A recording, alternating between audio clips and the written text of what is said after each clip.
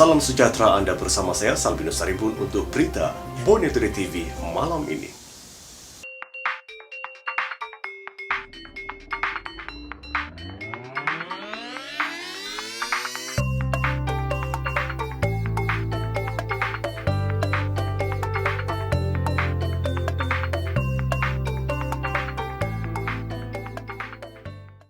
Sabah catat 22 kes baharu COVID-19. Sabah mencatatkan 22 kes baru positif COVID-19 hari ini, menjadikan jumlah keseluruhan kes di negeri ini meningkat kepada 158 berbanding 136 kes semalam. Daerah Tawau yang mencatatkan satu kematian pada Jumaat menjadi daerah tertinggi, merekodkan kes COVID-19 di Sabah dengan 40 kes berbanding 37 kes semalam. Sementara Datuk kedua tertinggi dengan 33 kes, pertambahan 1 kes diikuti Kota Kinabalu 22 kes, pertambahan 5 kes. Kementerian Kesihatan melaporkan 2 lagi kes kematian hari ini, menjadikan keseluruhan 10 kes kematian akibat COVID-19 di negara ini setakat 7 petang tadi. 2 kes kematian terbaru hari ini melibatkan seorang doktor perubatan Kementerian Kesihatan, lelaki berusia 48 tahun yang meninggal dunia di Hospital Tuanku Fauzia Kanggar Perlis dan seorang lelaki dari kluster tablik berusia 74 tahun yang meninggal dunia di Hospital Pulau Pinang. Setakat hari ini, Kementerian Kesihatan melaporkan 123 kes baharu COVID-19, menjadikan jumlah keseluruhan kes positif COVID-19 di Malaysia sebanyak 1,306 kes, termasuk 139 kes yang telah pulih sepenuhnya. Daripada 123 kes baru itu, 74 adalah dari kluster perhimpunan tablik, sebanyak 46 kes dirawat di unit rawatan rapi. Walaupun tiada sebarang dokumen, pendatang asing terutama dari Rohingya yang menyertai perhimpunan tablik di Masjid Sri Petaling tidak akan ditangkap ketika tampil membuat saringan kesihatan COVID-19 kerana keutamaan ketika ini adalah untuk membendung penularan virus itu, kata Menteri Pertahanan Datuk Seri Ismail Sabri Yaakob. Saya nak beritahu, setelah berbincang dengan pihak IGP tadi, bahawa walaupun mereka tiada mempunyai dokumen perjalanan sekalipun, walaupun mereka daripada Rohingya sekalipun, yang penting mereka juga perlu keluar dan tak perlu takut dari segi dokumen perjalanan yang tidak ada pada mereka. Kita tidak fokus kepada dokumen perjalanan mereka, tetapi kita fokus kepada sama ada mereka ini bersih daripada COVID-19 ataupun positif dan sebagainya. Kita hanya ingin membuat saringan dan selepas itu mungkin paling ekstrim pun adalah kuarantin yang akan dilaksanakan. Itu saja. Jadi saya harap Rohingya ke, siapa-siapalah yang daripada pendatang tanpa izin, tolong kalau mereka berada di Masjid Sri Petaling sewaktu perhimpunan tersebut, saya harap tampil ke depan. Sebab pihak polis telah pun mengenal pasti siapa mereka. Beliau berkata demikian sidang media harian di Putrajaya siang tadi. Berdasarkan rekod pimpinan Jemaah Dakwah dan Tablik Malaysia, menunjukkan 20 warga Rohingya dan 150 Myanmar menghadiri perhimpunan Ijtimak Tablik itu penghujung bulan lalu. Di Tawau, tinjauan mendapati pihak berkuasa bertindak tegas mengarahkan beberapa individu untuk berpatah semula ke kediaman masing-masing selepas gagal mengemukakan alasan munasabah untuk mereka keluar hari ini. Tinjauan di Jalan Kuhara, Jambatan Putih mendapati beberapa kenderaan dari arah Merotai menuju ke pusat bandar. Dilihat membuat pusingan U selepas diarahkan berbuat demikian oleh pihak berkuasa terdiri daripada Polis Diraja Malaysia, Pasukan Gerakan Am PGA dan Angkatan Tentera Malaysia. Ketua Polis Daerah Tawau, Assistant Commissioner Peter Umbuas berkata, selain gagal mengemukakan alasan munasabah, ada juga di antara mereka tidak memakai penutup hidung dan mulut ketika memandu atau menaiki kenderaan. Kaedah yang kita pakai adalah untuk memberi nasihat. Selepas nasihat, kita memberi amaran. Kalau ingkar juga semua ini, baru kita last resort, kita terpaksa membuat tangkapan untuk kesalahan di bawah Seksyen 186 Kanun Keseksaan, iaitu ingkar perintah atau ingkar arahan pejabat awam yang menjalankan tugas, ya. Menurut Peter, tindakan itu selaras dengan Akta Pencegahan dan Pengawalan Penyakit Berjangkit 1988. Tambahnya, selain Jalan Kohara Jambatan Putih, pihaknya turut melakukan sekatan jalan di 3 lokasi lain, iaitu Jalan Kalabakan, Batu Lima Jalan Apas dan Sinu Tiku. Ops COVID-19 fasa pertama ini membabitkan 125 pegawai dan anggota polis serta PJA. Operasi turut disertai Batalion ke-7 Regimen Askar Melayu Diraja, Kem Kukusan Jalan Utara bagi membantu memastikan pematuhan arahan Perintah Kawalan Pergerakan. Sementara itu, Peter berkata, pihaknya berpuas hati selepas lebih 85% penduduk di Tawau mematuhi arahan sepanjang 4 hari pelaksanaan perintah itu. Kita telah kenal pasti juga ya beberapa tempat dan kita akan mengambil tindakan yang lebih drastik mulai daripada sekarang. Kita khasnya ya, kita nampak kawasan Icebox dan juga Batu Empat, ya, kawasan itu. Dan kita akan membuat rondaan lebih kerap dan mengambil tindakan yang lebih drastik di kawasan-kawasan tersebut. Kita telah identify ya. Saya kini berada di Jalan Kohara Jambatan Putih Tawau, salah satu lokasi sekatan jalan raya utama di bandar ini. Sempena Perintah Kawalan Pergerakan bermula 18 sehingga 31 Mac ini. Jika anda perhatikan, pihak berkuasa terdiri daripada polis, pasukan gerakan AM dan Angkatan Tentera Malaysia dari Batalion 7 Regimen Askar Melayu Diraja, Kem Kabota sedang melakukan pemeriksaan dan kawalan keselamatan di sini. Saya difahamkan sehingga tengah hari tadi masih terdapat masyarakat yang ingkar dengan arahan PKP sehingga menyebabkan pihak berkuasa terpaksa mengarahkan mereka untuk kembali semula atau berpatah semula ke kediaman masing-masing selepas mereka gagal mengemukakan sebarang alasan munasabah untuk mereka bergerak keluar daripada rumah. Selain di sini, sekatan turut diadakan di 3 lokasi lain iaitu Batu Lima Jalan Apas, Jalan Sinu Tiku dan RCP Kalabakan. Kami bekerja untuk anda, anda tinggal di rumah untuk kami. Sekian, Ardihan Saamat, BTTV, Tawau.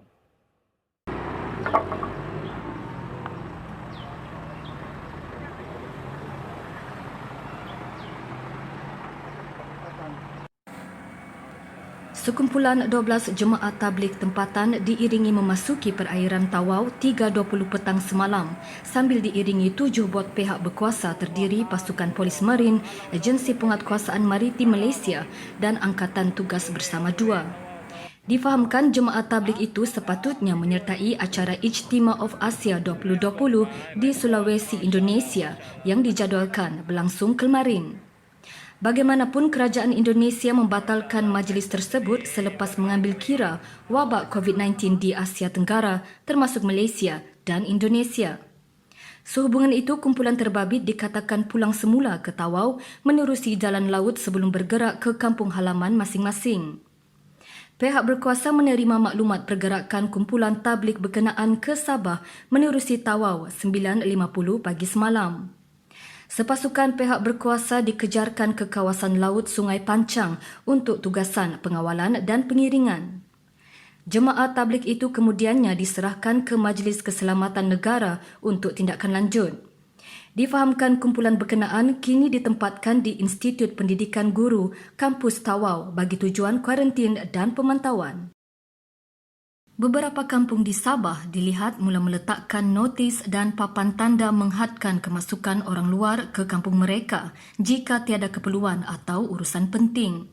Majlis Pengurusan Komuniti Kampung, Ketua Kampung dan penduduk di beberapa daerah dilihat mengambil inisiatif meletakkan notis menghalang kemasukan orang luar dan jika ada yang mempunyai urusan penting diminta supaya memaklumkan kepada Ketua Kampung terlebih dahulu. Antaranya di Kampung Duaria Nabawan, Kampung Napong 2 dan Tampios Ranau, Kampung Tungkang Kudat dan Kampung Tambotuan Kota Belud. Akibat COVID-19 juga, bekas penjaga gol Sabah, Hanafia alias Han Sang Kuang, 67 tahun, dikatakan dalam keadaan tenat. Belum ada kenyataan rasmi dikeluarkan berhubung keadaannya, namun Hanafia antara peserta Perhimpunan Tabligh di Seri Petaling awal bulan ini. Difahamkan Hanafia masih menerima rawatan di sebuah hospital di Ibu Negara. Anak lelaki Hanafia turut menghantar pesanan ke dalam grup WhatsApp Persatuan Bekas Pemain Sabah yang meminta supaya mendoakan kesihatan bapanya yang kini dalam keadaan kritikal. Sementara itu, Presiden Persatuan Bekas Pemain Sabah, Datuk James Wong, ketika dihubungi, mengesahkan menerima pesanan yang dihantar oleh anak lelaki Hanafia itu. Bagaimanapun, sehingga kini Datuk James berkata, beliau masih belum dapat menghubungi ahli keluarga Hanafia untuk mengetahui lebih lanjut mengenai keadaannya. Hanafia adalah antara penjaga gol terbaik Sabah pada lewat tahun 60-an dan awal 70-an di mana beliau seangkatan dengan legenda bola sepak Sabah seperti Datuk Peter Raja dan John Pius. Semua waktu operasi pasar, stesen minyak, pasar raya, kedai serbaneka dan restoran di setiap daerah di Sabah dipendekkan buat sementara waktu susulan Perintah Kawalan Pergerakan. Setiausaha Tetap Kementerian Kerajaan Tempatan dan Perumahan, Datuk Masna Mat Saleh dalam satu kenyataan memaklumkan keputusan untuk memendekkan waktu operasi itu dibuat dalam mesyuarat Pusat Arahan COVID-19 Negeri Sabah yang dipengerusikan Setiausaha Kerajaan Negeri semalam. Oleh itu, berkuat kuasa serta-merta sehingga 31 Mac, semua pasar awam dan stesen minyak di setiap daerah hanya akan beroperasi bermula 6 pagi sehingga 2 petang. Manakala restoran pasaraya, kedai runcit dan kedai serbaneka pula akan beroperasi bermula 6 pagi hingga 6 petang. Semua operasi jeti penumpang awam antara daerah ditutup bermula 22 Mac sehingga 31 Mac kecuali jeti penumpang menumbuk. Kerajaan Sabah menghadkan waktu operasi Kompleks Imigresen, Kastam, Kuarantin dan Keselamatan Ceks Isindumin Merapok di sempadan Sabah dan Sarawak bermula dari 6 pagi hingga 8 malam berkuat kuasa serta-merta.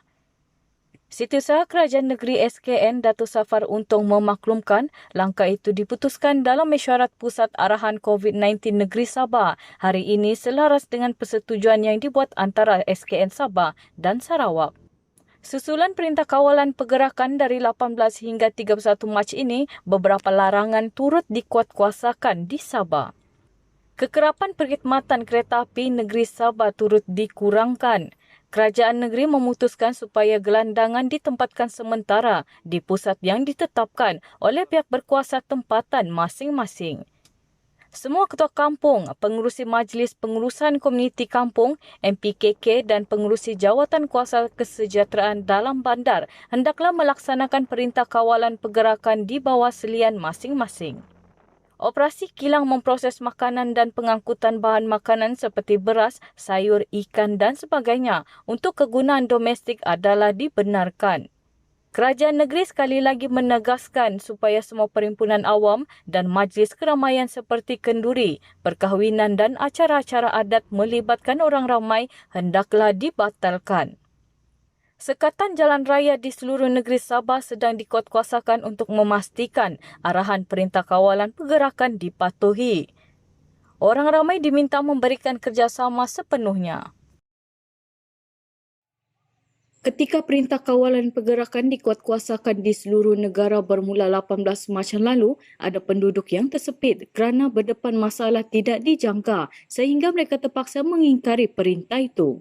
Ditahu hampir 1,000 penduduk ibarat terperangkap antara perintah itu dan desakan untuk keperluan asas selepas bekalan air terputus di lebih 10 kawasan perumahan baru-baru ini. Antara kawasan yang terjejas Taman Milenium, Megajaya, Melur, Ros, Milan, Hongye, Lili dan Kongsi 10. Seorang penduduk Muhammad Kamal Abdul Rani berkata, orang ramai cuba bertahan untuk mematuhi arahan yang dikeluarkan kerajaan dengan menetap di dalam rumah. Namun penduduk perlu keluar untuk mencari bekalan air bagi kegunaan seharian termasuk makan minum. Memang penduduk taman begitu rasa amat sukarlah untuk harian sebab kita mengutamakan kebersihan kan dengan COVID-19 ini.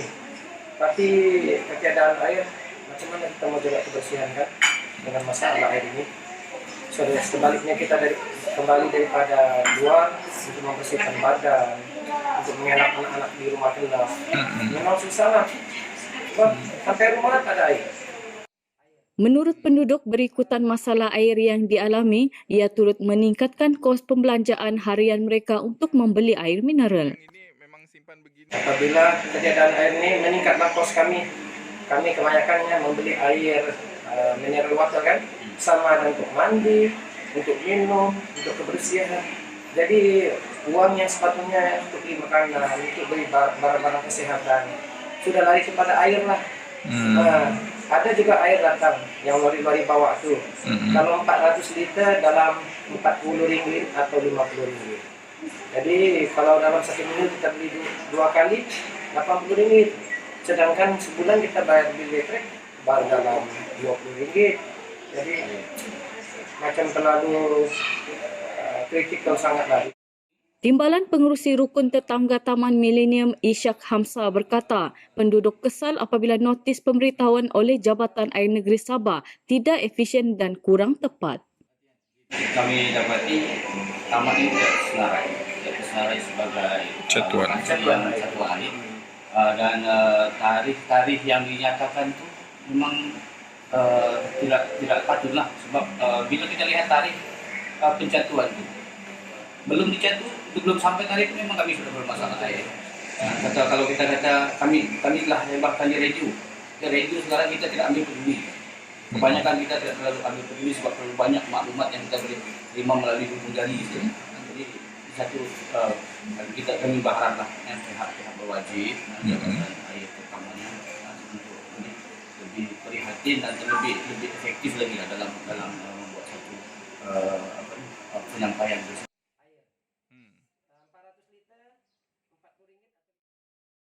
Perintah Kawalan Pergerakan bukan sahaja melindungi kita dari wabak COVID-19, malah dari risiko lain termasuk sang bedal. Di Kinabatangan, seorang lelaki yang dikuatiri hilang dipercayai di Baham Buaya ketika menangkap ikan di Sungai Tanjung Bulat Jungle Camp ditemukan pagi semalam. Mangsa Zulkifli Azmi 23 yang juga pekerja pusat pelancongan ditemui penduduk kira-kira pukul 9 pagi. Ketua Balai Bomba dan Penyelamat Kinabatangan, Nurul Azlan Shah Jamaluddin berkata, mayat mangsa ditemui di sekitar lokasi mangsa dilaporkan di Baham Buaya Jumaat lalu.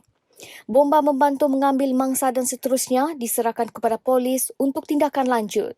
Mangsa dipercayai di Baham Buaya ketika memukat di kawasan sungai itu dalam kejadian kira-kira jam 11 pagi Jumaat lalu sebelum pasukan bomba melancarkan operasi mencari dan menyelamat. Saudara, dimanapun kita berada pada ketika ini, pastikan kita terus mematuhi perintah Kawalan Pergerakan. Doakan barisan hadapan petugas kesihatan dan sentiasa duduk di rumah. Saya Salbinus Saribun.